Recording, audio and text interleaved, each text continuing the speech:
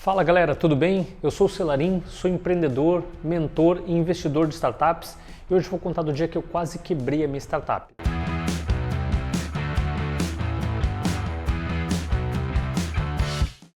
Eu tinha uma startup que eu era CEO, era a Total Voice, que era uma plataforma de comunicação que foi vendida para a Zenvia em 2019.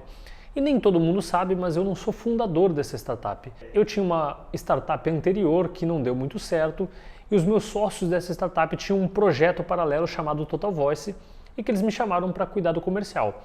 Na época eu entrei ainda sem muita expectativa, mas quando eu vi que eu era a primeira pessoa full time, me brilhou o olho, então eu entrei com a cabeça de que eu sou sócio, ele só não sabe ainda. Logo que eu entrei, basicamente o que a empresa fazia era VoIP, então redução de custos ligando pela internet, que é o básico do VoIP, e a gente mudou o modelo de negócios logo em seguida, né? Então eu vendia para algumas empresas o VoIP tradicional, mas era o desejo dos sócios e meu também achar algum modelo que fosse diferenciado, né? Porque o VoIP convencional ele é o commodity da telefonia, né?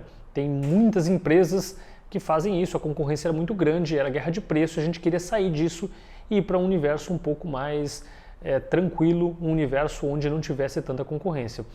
E a gente achou logo em seguida, em parceria com a Exact Sales, a gente criou uma API de telefonia, basicamente a gente permitia que o software da Exact tivesse um botão de ligar dentro dele e o cliente da Exact podia fazer as ligações ali por dentro do software, né? Logo que a gente fez isso, a gente viu que era um modelo que fazia muito sentido, a gente parou de vender o commodity e começou a migrar para esse novo modelo de API, começou a crescer, a base de clientes da Exact começou a usar a nossa solução, logo depois veio a MeTime, que também integrou com a nossa API, começaram a vir mais clientes e a gente entendeu que aí tinha um modelo que fazia muito sentido. Dado esse crescimento, né, eu acabei virando sócio e acabei virando CEO da empresa. Um dos sócios ele veio para ficar full time no negócio, ele estava tocando o outro e veio para virar CTO, eu virei CEO e a gente começou a crescer num ritmo assustador, né, que a gente não estava imaginando. Então a empresa começou a ter resultados bons, começou a focar nesse novo produto que era a API e começou a crescer exponencialmente. Só que o que aconteceu nesse período? Como eu não era fundador, eu estava com a cabeça de não olhar para o financeiro. Algo como se eu não devesse me meter ali, como eu não sou sócio ainda oficialmente, eu era sócio de gaveta, né, de promessa, não estava no contrato social, eu acabei deixando um pouco de lado o financeiro, meio como se eu não pudesse ou não devesse, só que eu era o CEO da empresa, então, na verdade, eu estava cometendo uma burrice muito grande. O que aconteceu foi que, ainda no final de 2016, a gente percebeu que o dinheiro ia acabar em algumas semanas, né? Então foi um desespero. A gente fez uma reunião, porque até então o financeiro estava se gerindo sozinho, né? Que é um absurdo. Sei que acontece em diversas startups, mas não deveria, né? Então o financeiro estava andando sozinho. Chegou no final de 2016, a gente fez a reunião do pânico, que era o dinheiro vai acabar, o que a gente vai fazer?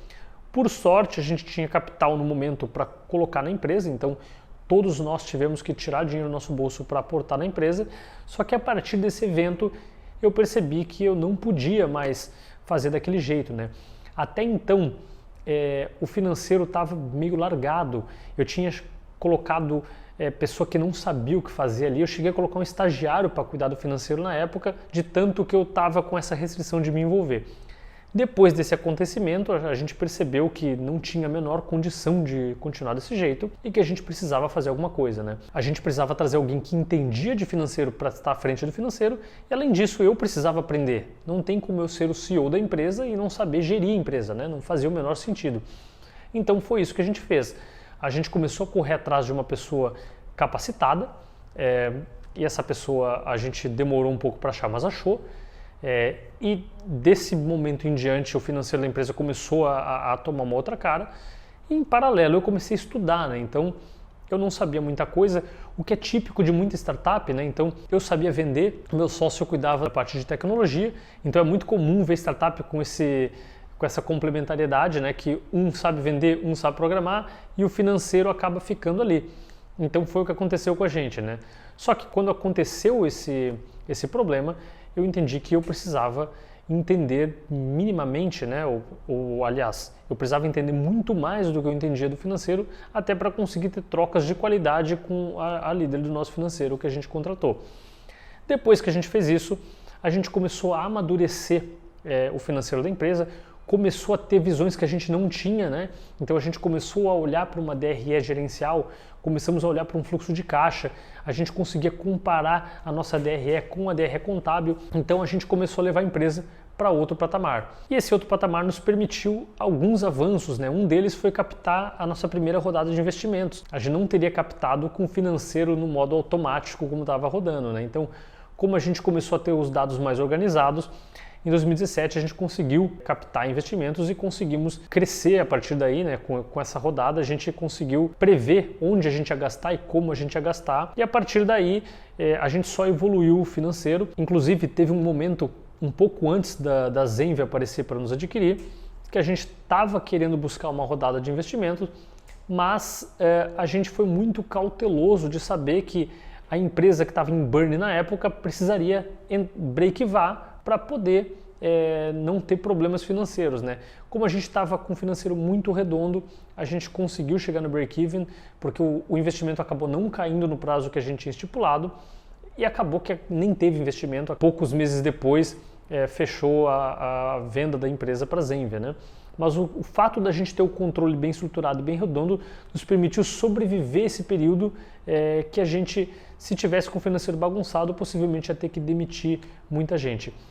Então é isso, pessoal. Esse foi a vez que eu quase quebrei a empresa, né? Por sorte não quebrei, porque a gente tinha recurso para aportar na empresa. Então que sirva de lição, né? Se você não está cuidando do financeiro direito, cuide. Algum dos sócios precisa olhar para isso com carinho e tem alguma pessoa de confiança, alguma pessoa que entende do financeiro para estar à frente da área.